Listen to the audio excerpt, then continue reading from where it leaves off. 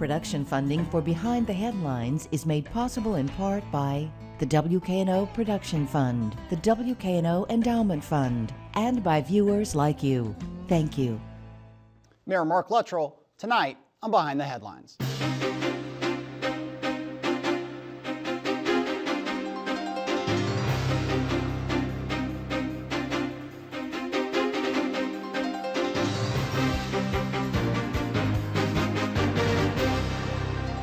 I'm Eric Barnes, publisher of the Memphis Daily News. Thanks for joining us. I am joined tonight by Shelby County Mayor Mark Luttrell. Thank you for being here again. Eric, it's good to be with you again. It's been a while. Yeah. So let's start with the kind of surprise issue, which is apparently dead, which was Insure Tennessee, the Medicaid expansion that was in a special session and went down in flames, I guess. There's no other way to say it. You warned, I think even the day of the opening of that special session in the legislature, of major property tax increases being possible, of the huge harm that not expanding Medicaid could do to the Med Regional 1. Talk about your concerns that this plan didn't get expanded. Well, it's very disappointing, first of all, that they at least didn't have a healthy discussion surrounding this issue. If you reflect back 2 years, the governor started really working with the Health and Human Services for about 2 years ago to try to craft something that would sell in the General Assembly. And he agreed to take it to the General Assembly for their approval before he moved forward with it.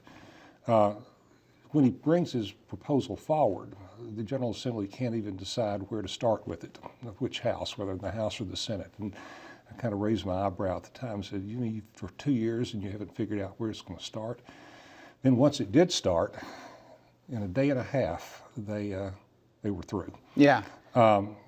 I think our citizens deserve better than that from our representatives. It should have been introduced on the floor. There should have been healthy debate and discussion. If there were things that could be worked out that would make it palatable, then that was the opportunity to do it. But a day and a half it was debated, and I don't even think it was debated. Yeah. It was heard for a day and a half, and then it was resolved. Yeah. I want to go into some of the substance of the plan, because I guess a plan could come back up in the future, but just the pure politics of it, because you talk about the kind of, and I happened to be up in Nashville that day, or that week, and it went down so quickly. Yeah. And it was so kind of stunning that after all that preparation, all the effort that, you know, the governor had been on a tour of the state and, you know, had the support of county commissioners and county governors, county mayors and Republicans like you, and it went down so quickly. Was it just the political toxic Obamacare, that ultimately this is a derivative of Obamacare? Yeah. A lot of your, and I'm not putting this on you, but your Republicans throughout the state, throughout the country have run against Obamacare. It's just such a toxic issue for them that they just couldn't get out from under that? I think the obvious answer to your question is yes. It was focused on the president. The opposition framed it as being an extension of the president. Those Republicans that dared to kind of step out and support it in the General Assembly were vilified. And you saw posters going up with them standing beside the president. So it very definitely was that type of environment.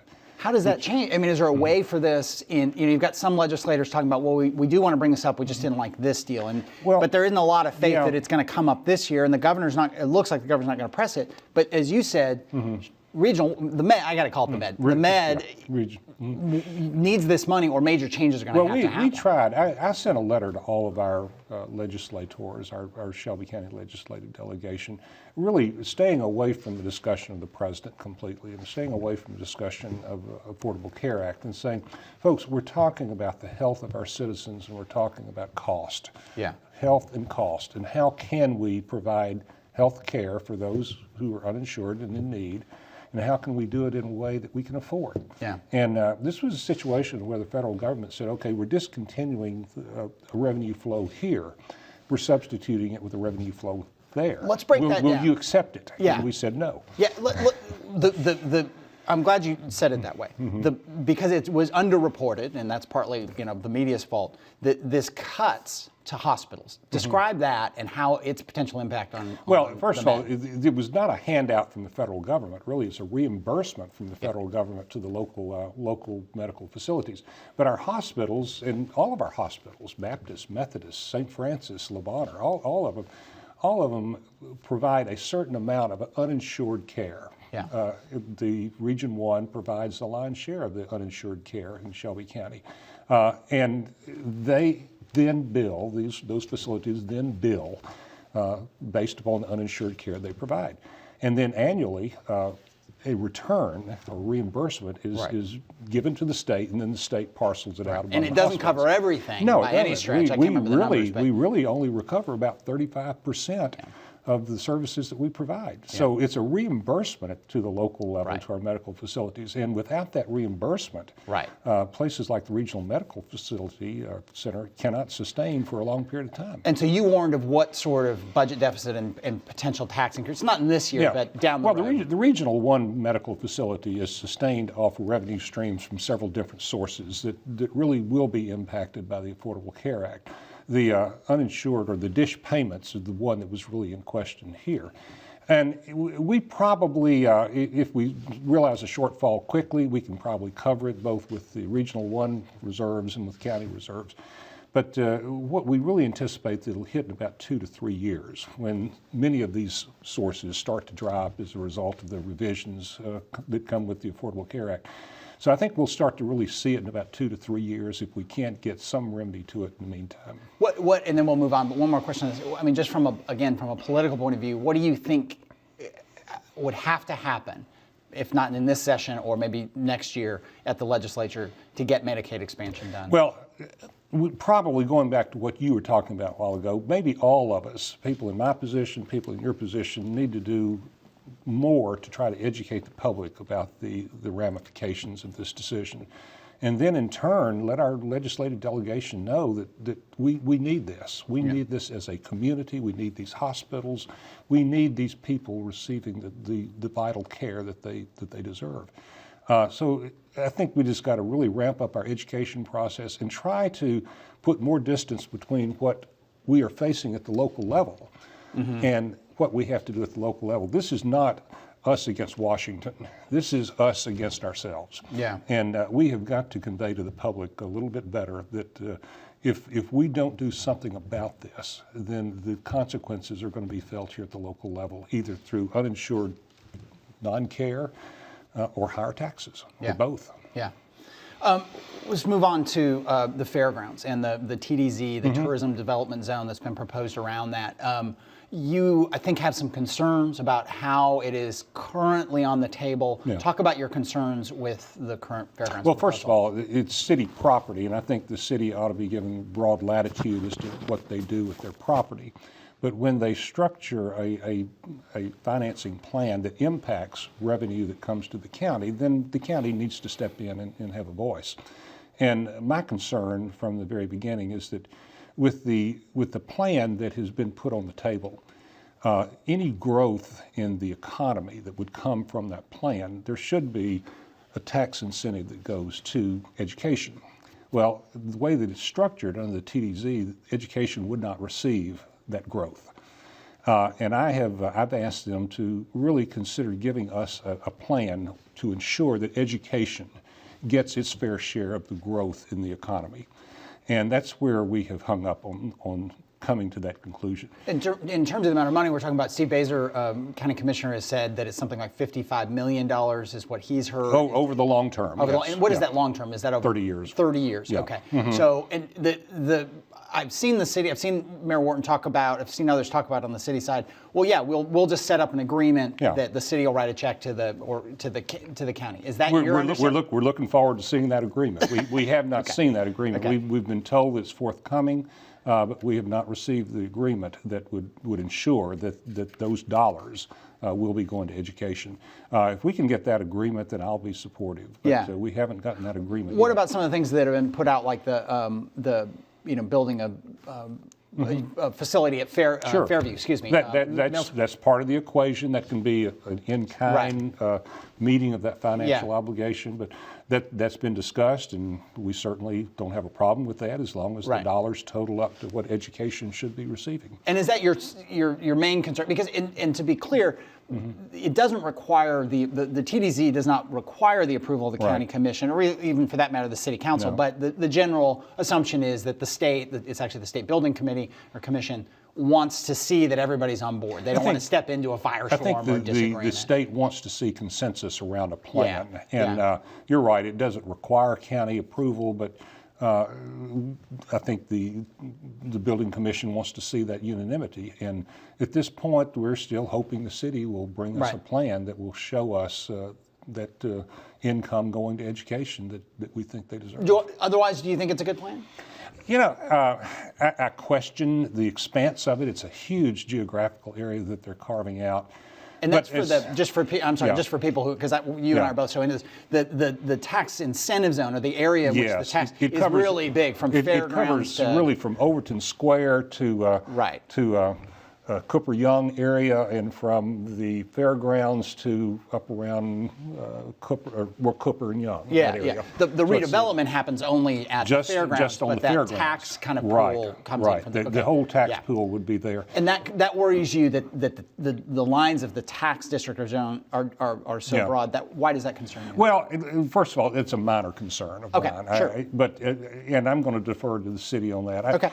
I try as the county mayor to not get too involved in things that are exclusively city decisions. Now, I have my personal opinion, but from a county mayor standpoint, I think that the city of Memphis must be given discretion on making certain decisions. Yeah. And as I say, I will jump in publicly on that when it's something that impacts the business of the county. If I were designing it, I might design it a little bit different, but I'm really not going to second guess their design of that TDZ. I'm just going to second guess on the financing of it and how that's going to be distributed. Okay, and let me ask you one more thing on that. Just again, you don't have a direct say on it, but the Coliseum. I mean, your take on whether that should be preserved, and does it have the historic value that makes it worthwhile to preserve it? Well, if we preserve it, we've got to be very careful. We'll be setting a precedent. Do we want to save every outdated building that has been built in this community? Certainly the Coliseum has sentimental value, but so does the house I was raised in. And we have to be practical. We have to be frugal with our money.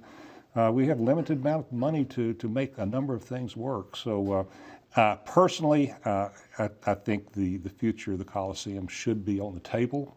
If some good use can be made of it, fine. But if not, do we really want to continue to spend money on something that is not providing a service to the community? We'll go from there we talk about the TDZ as a tax incentive to the pilot program. Always, for a lot of people, very controversial. For other people, kind of confusing and questioning its existence. But it's we will have next week on the show Reed Dahlberger from EDGE, which is the group that administers the pilot program for the city and county, and he's got a whole lot of changes to the plan on the table. He would say, I think that those changes are to streamline it, to make it more simple, to make it a simpler process for people who are applying for one, particularly when we're competing regionally or we're competing against DeSoto County, which have very simple, straightforward plans. That, I think, is what Reed would say. Your take on these proposed changes? Well, I think the EDGE organization, which has been in play now for about 3 years, has done what we wanted them to do. It's a joint city-county agency. Mayor Wharton and I, at the very beginning, said, okay, it's your job to come up with a way to simplify the way we do business with business. And they have been working for the last 3 years to kind of build their organization. Now they're at the point where they're starting to look back and say, okay, what can we do now to even streamline it further?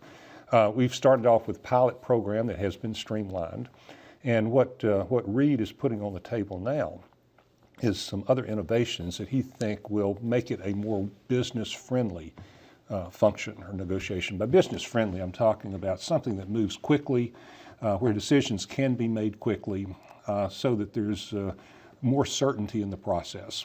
And I I agree with what he's done. He has spent a tremendous amount of time explaining it to me, the subtleties and nuances of it, and how important it is that we have a more rapid response as we're moving through this process.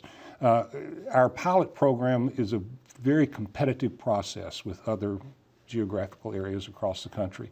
And time is of the essence on so many of these things. And what he's attempting to do with these changes is to speed up that process. It's not necessarily to compromise anything as far as the integrity and the research and the due diligence, but it's just to speed that process up. Well, and that was going to get to my next question. That again, critics of the pilot program will say that there's not accountability. That so the pilot that it promises 200 jobs and then they don't give those jobs, and they're going to promise X amount of investment, but it's actually half of X. Do you think that there's enough accountability built into the program, and do these changes reduce that accountability? I mean, are they going to go faster and be thus less accountable? Well, I've heard that complaint, and I've never really accepted that as being the truth. It's obviously the perception of some, but when we issue pilots, those pilots are being monitored at several different levels. First of all, Reed makes quarterly reports to the county commission. The county trustee makes reports on an ongoing basis to the county commission regarding pilots. Reed's making reports to us in the mayor's office about the quality of pilots. They have an internal audit procedure that monitors pilots. They have a board that approves pilots, and then they have a committee within that board that is responsible for ensuring compliance. So I'm comfortable that we are complying. We have clawback procedures where we see that there is slippage in the requirements. There's a clawback procedure for getting what we deserve or what we're owed. So the city council has their mechanisms, the county commission has their mechanisms. Reed's working with both legislative bodies, he's working with both mayors, the county trustees involved.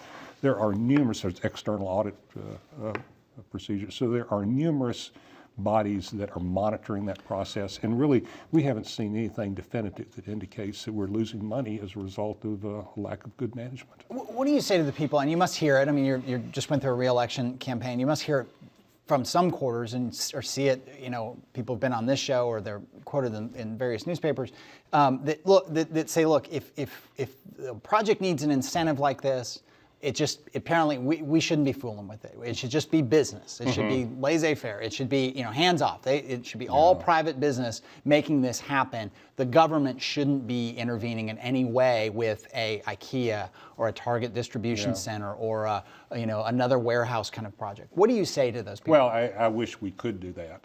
I think we all wish that we could do that. But the market, it's a market-driven business that we're in, and as long as there are states and municipalities that are out there offering incentive packages, if we want to get some of these businesses, then we're going to have to get out there and compete with those incentives. I agree. It would be nice if people would just walk into Memphis and say, hey, I love the sunshine. It's a beautiful river. This is where I'm going to locate. But these companies are looking for everything from schools to safe streets to tax incentives to cost of living to property values. And we have got to provide a community to them to incentivize them to come into this community. And every community in America is doing it. Yeah.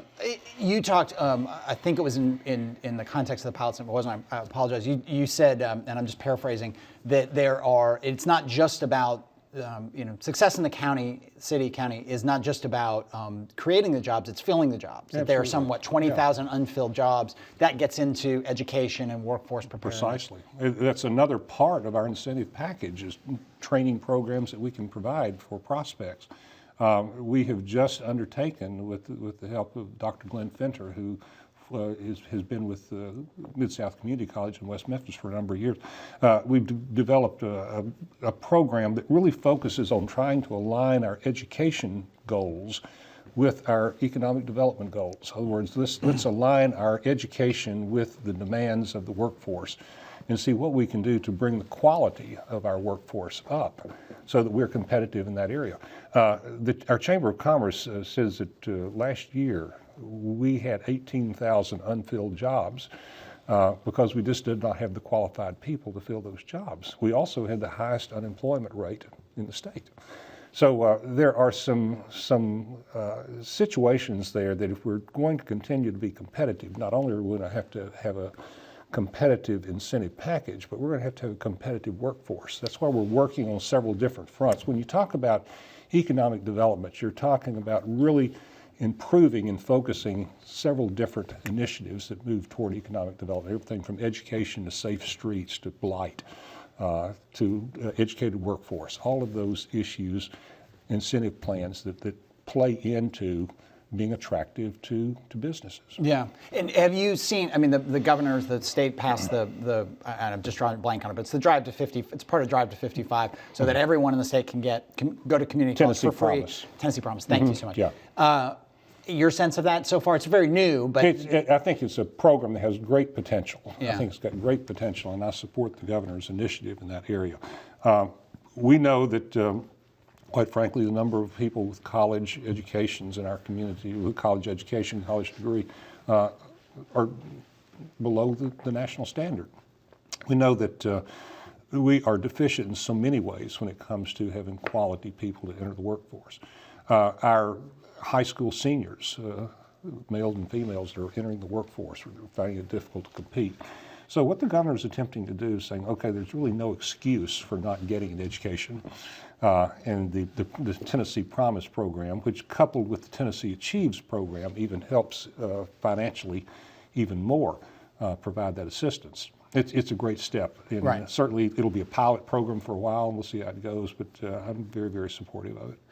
We talked a little bit before in the funding of schools, and we talked quite a bit about the funding of schools. Your take now, we're however many years removed from the consolidation and deconsolidation, your take on how this is, excuse me, all played out. And with now this, we didn't go back to the status quo. Yeah. Sometimes people kind of wrongly say that. We actually went back to quite a different setup of all these little schools that are funded by the county, school systems that are funded by the county. How's it going? Well, it is interesting because if you go back just 4 years, we had 2 large systems. We merged them for even a larger system to break it up into 6 or 7 smaller systems. And it has been confusing. It's been confusing in so many ways. I think we're starting to settle down for this reason. Our municipal school districts have done a pretty darn good job of getting quality superintendents in place. And that's been really the linchpin. And those quality superintendents are working well together. They're working well with the Shelby County system. We're starting to see a coordination of effort there that I think is going to have positive results. Coupled with that, we have, in county government, invested in a pre-kindergarten program to try to shore up that deficiency of getting our children ready for school, getting them ready for kindergarten. We've expanded on our Head Start program. So all of these are really put in place, pre-kindergarten, Head Start, early Head Start, to prepare those youngsters for that education experience. And then in the education experience, go through that process that I talked about a while ago of developing a workforce that's qualified in our community. If you come down to the municipal school districts or the concept of municipal school districts, I think local schools is a desire of many communities. And I certainly think that in large part our municipal districts were established because they saw the opportunity to really realize the dream of many municipalities to have their own school districts. So I don't fault them for setting up their municipal school districts. Where I would fault them, if I had to fault, would be once they're established, what are we doing to collaborate and make sure that we're moving toward common goals of efficiency? And they seem to be doing that. So I'm pleased, I'm optimistic. I think we've got a good future ahead of us, and you've got a lot of people that are working toward that end. Right. You mentioned a little bit, a moment ago, blight as one of the issues. I know of some of the city initiatives, City of Memphis initiative on blight. I don't know in terms of the county. I mean, and what can be done in blighted areas? Thank you for the question, because goodness gracious, I can tell you, Shelby County government manages 6,000 parcels of property. Yeah. And about 90% of them are in the city of Memphis. Yeah. And these are land bank properties. These are properties of people who did not pay their taxes. Right. They just walked away from their property, and after a period of time and going through a legal process, the county now has custodial responsibility for those properties. And until we can get them back on the market, then we've got to maintain them. Yeah. And many of them have old houses. They have houses that are in states of disrepair, obviously in some very advanced stages. So Shelby County, long story short, Shelby County has a huge stake in the issue of blight. And we've been working very closely with the Chamber Initiative on Right. the Moon Mission, I think they call it, to address blight. We work very closely with the city. We try to work very closely with municipalities and the environmental court. Yeah. Our land bank, our Shelby County Land Bank, is very, very aggressive in trying to get these properties back on the market or in the hands of nonprofits that Yeah. will convert them to some type of public use. Would you like to see changes to that? Probably we're getting deep into the nitty gritty of this, but there's some limitations on the way when the land bank, and I'm going Yeah, to screw there this up. But when if I go and I want to buy a property from a land bank, I have to wait. I think it's a Yes, full year. yes, redemption period. Where that prior owner can come back and say, the 364th day, go, no, you know what, Eric, Yeah. actually I want that property back, which is a disincentive for investment.